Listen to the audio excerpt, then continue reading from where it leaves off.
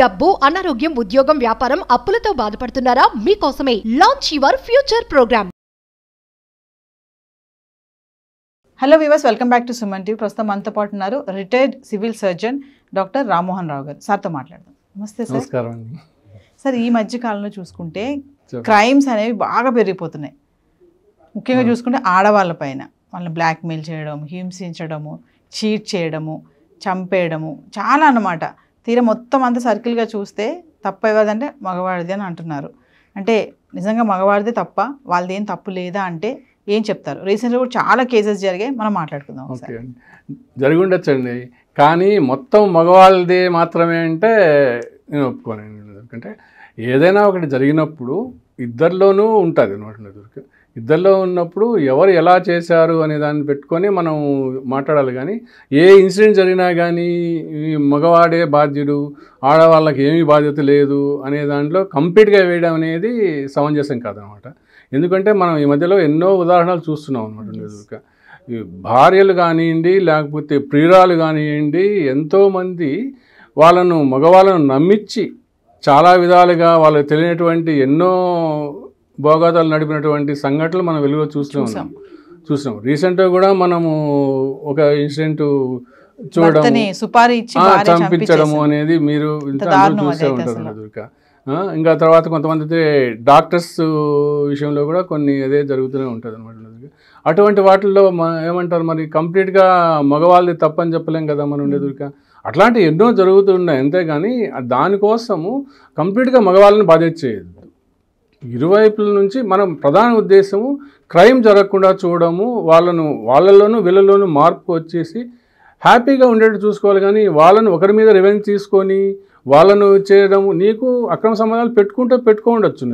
పెట్టుకునేంత మాత్రాన నువ్వు వాళ్ళను బలి చేయడం అనేది, ఆడవాళ్ళు మగవాళ్ళను బలి చేయడం అనేది కానివ్వండి, మగవాళ్ళు ఆడవాళ్ళను బలి చేయడం అనేది కానివ్వండి, ఎంత మాత్రం సమంజసం కాదండి. ప్రస్తుతము మన నవనాగరిక సమాజంలో ఉన్నాం అనమాట. మరి దానికి అన్నిటికీ కారణం ఒక విధంగా చెప్పాలంటే విపరీతమైన ఓటీటీలు వస్తున్నాయండి మనం ఉండేదుక. మనం వాళ్ళని నేనేమి ఓటీటీల్లో చూపదని చెప్పొద్దు. చూసిన వాళ్ళు మీరు మంచిని తీసుకోండి ఉండేదుక. అంతేగాని వాళ్ళు అట్లా చేసినారు, ఇట్లా చేసినారు, మేమంతా చేయకూడదు అట్లా అని చెప్పి అనేది, అది ఆలోచన ధోరణం మార్చుకోవాలన్నమాట. ఇంకా ఎంత దారుణం అంటే సార్, ప్రియుడు మోజులో పడి పిల్లల్ని కూడా చంపేస్తున్నారు, అడ్డం వస్తున్నారు పిల్లలు. అది చాలా జరుగుతుందండి. ఎందుకంటే ఒకటి కాదు, రెండు కాదు, అది ఎన్నో సంఘటనలు, మనం బయటకు రాని సంఘటనలు ఎన్నో ఉంటాయి. మనకు కొన్ని బయటకు వచ్చేటి, కొన్ని బయటకు రాని సంఘటనలు, చెప్పుకోని సంఘటనలు ఎన్నో జరుగుతూ ఉన్నాయి అనమాట. వాటిలన్నింటినీ కూడా మనం నిర్ద్వందంగా ఖండించాలన్నమాట. కాబట్టి ఎట్టి పరిస్థితుల్లోనూ నాకు తెలిసినటువంటి, ఎందుకంటే చిన్నపిల్లలప్పటి నుంచే మగవాళ్ళని కానివ్వండి, ఆడవాళ్ళను ఒక్కరినే కాదు, వాళ్ళు పెంచే ధోరణి, పేరెంట్స్ వాళ్ళను సద్బుద్ధులు చెప్పడం, మంచి మార్గంలో జరగడము అనేది ఇప్పటి నుంచే నేర్పిస్తేనే కానీ వాళ్ళు ఒక ఏజ్కి వచ్చిన తర్వాత ఏంటి ఏమి వాళ్ళను కొద్దిగా ఆలోచన ధోరణిలో మార్పు వస్తుంది అనమాట. అలా కాకుండా విచ్చలవిడిగా వదిలేసాం అనుకోండి. ఎందుకంటే వీళ్ళు పేరెంట్స్ వాళ్ళ పాటికి వాళ్ళు సంపాదించుకోవడంలోనూ, వాళ్ళ పాటికి ఉండడంలోనూ, వాళ్ళ పేరెంట్స్కు ఈ చిల్డ్రన్స్కు ఎలాంటి ఇది ఉంటుంది అనమాట. వాళ్ళ ఇష్టమైన ధోరణిలో వాళ్ళు పెరుగుతారు అనమాట. అలా కాకుండా ఎప్పుడు కూడా మానిటర్ చేస్తూ ఉండాలన్నమాట. అప్పటి నుంచే పిల్లల నుంచి మానిటర్ చేస్తూనే వాళ్ళకు ఒకటి వస్తుంది అనమాట. నాకు ఈ మధ్య తెలిసిన సంఘటనలు, ఎందుకంటే మగవాళ్ళు కూడా ఇప్పుడు ఏం చేస్తారు, ఒక టీచర్ ఉన్నాయండి, ఒక ప్రైవేట్ స్కూల్లో ఒక టీచర్ ఉంది. వాళ్ళ అమ్మ కూడా టీచర్గా చేస్తుంది, ఒక అమ్మాయి వాళ్ళ అమ్మ. సరే, ఆ అమ్మాయికి ట్యూషన్ చెప్తా, బాగా మ్యాథ్స్ చెప్తాడులే అని చెప్పని, మంచి ఉండాలి అని చెప్పని ట్యూషన్కి పంపించింది అనమాట. వాళ్ళ ఇంటికి వచ్చి ట్యూషన్ చెప్పారు, అమ్మాయి ఇంటికి వచ్చి ట్యూషన్ చెప్పేవాళ్ళు అనమాట. ఏంటంటే ఆయన భార్య పుట్టింటికి పోయిందండి. డెలివరీకి వెళ్తే ఏమండి, ఒక 9 నెలలు ఇది ఉండలేరా. అందుకని ఆయనకు విరహం ఎక్కువైపోయి ఆ అమ్మాయితో చిన్నగా చాట్ చేయడము ఏదైతే చదువుకుంటుంది కానీ సెల్లో వాళ్ళ మదర్ ఇచ్చింది అమ్మాయికి. దాన్ని తీసుకొని ఆ అమ్మాయి కూడా నెమ్మదిగా వచ్చింది. ఎందుకంటే అమ్మాయి అభ్యాసం తెలియదు, 8th క్లాస్ అమ్మాయి అభ్యాసం తెలియదు. అటువంటి వాళ్ళను ట్రాప్ చేయడం అనేది మగవాళ్ళ ఇది కూడా కాదు కదా. కానీ మొత్తానికి వాళ్ళ అమ్మ కనుక్కొని అవి తీసుకొని వాళ్ళ అమ్మాయికి నచ్చజెప్పి, అంటే అమ్మాయి అవును అట్లా నచ్చజెప్తే వాళ్ళు మారుతారనమాట. అబ్బాయిని కూడా చీవాట్లు పెట్టి, ఎందుకంటే 10 మందిలో పెడితే అబ్బాయి పరుగు పోతుంది అనమాట. అట్లా లేకుండా అబ్బాయిని కూడా నచ్చజెప్పేసింది. అట్లాంటివి ఎల్లో జరుగుతున్నాయి. కాబట్టి ఇప్పుడున్న పరిస్థితుల్లో మగవాళ్ళు కానీ ఆడవాళ్ళు కానివ్వండి మా ఆలోచన ధోరణి మార్చుకోవాలండి. ఎన్నో సంఘటనలు ఎందుకు వస్తాయి ఇవన్నీ కూడా. ఇప్పుడు అక్రమ సంబంధాలు పెట్టుకోవాల్సిన అవసరం ఏముంటుందండి ఉండేదురిక. కొన్ని సందర్భాల్లో మాకు ఇది లేదు, మాకు ఉండలేదు, చేయలేదు అనుకునేటంటే ఇలాంటి క్రిమినల్ ధోరణి మానుకోవాలన్నమాట. అంటే అక్రమ సంబంధం వరకు ఉంటే పర్వాలేదు, అక్కడి నుంచి మళ్ళీ వీళ్ళు చంపేదాకా వెళ్ళిపోతుంది. అదే చెప్పేది. అది చాలా దానివల్ల ఏమవుతుంది, నువ్వు మళ్ళీ ఎప్పుడో నువ్వు దొరుకుతావు, నీ లైఫ్ ఏమవుతుంది, నువ్వు కటకటాల పాలు అవుతావు అనమాట. పోనీ నువ్వేమైనా బాగుపడతావా, చంపేసినాక నువ్వేమైనా సుఖంగా ఉండవు కదా అన్నది.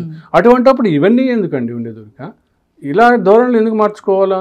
సాధ్యమైనంత వరకు మానుకోండి. తెలుసో తెలియకో కొన్ని తప్పులు చేస్తుంటారు మీరు ఉండేదొరిక. తప్పులు చేసినప్పుడు కొద్దిగా మానుకోండి, వాటి జోలికి పోవద్దండి ఉండేదొరిక.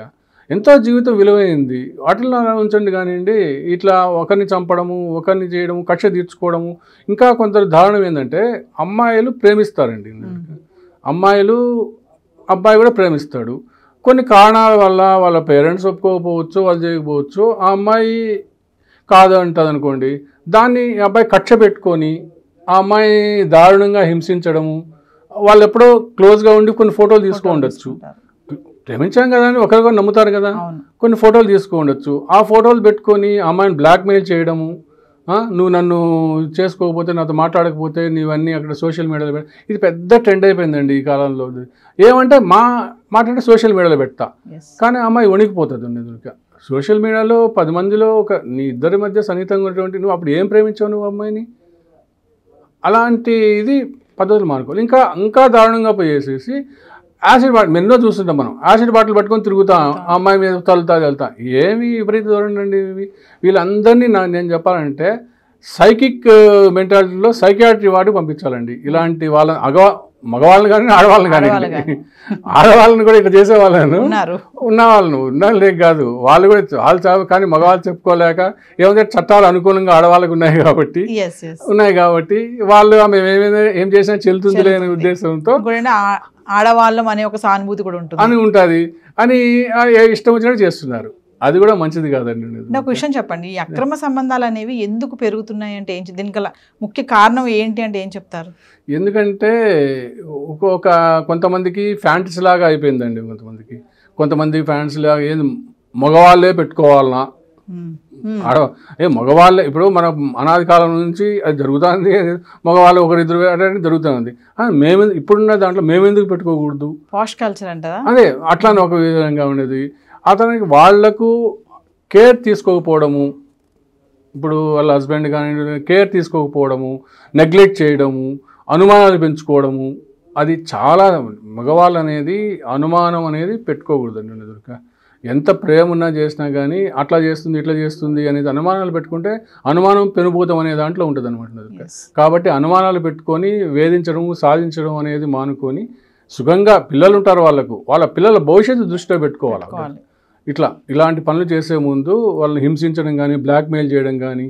ఇంకా పిల్లలు కూడా పేరెంట్స్ ఏంటంటే పిల్లల యొక్క సోషల్ మీడియా కానివ్వండి, చాటింగ్ కానివ్వండి, మిగతావన్నీ కూడా ఆన్లైన్లో చేసేటివన్నీ మానిటర్ చేస్తుండాలండి. చిన్నప్పటి నుంచి చేస్తుంటేనే సాధ్యమైనంత వరకు వాళ్ళని ఆపగలదు. ఎందుకంటే వాళ్ళ టెండర్ వయసు వాళ్ళది.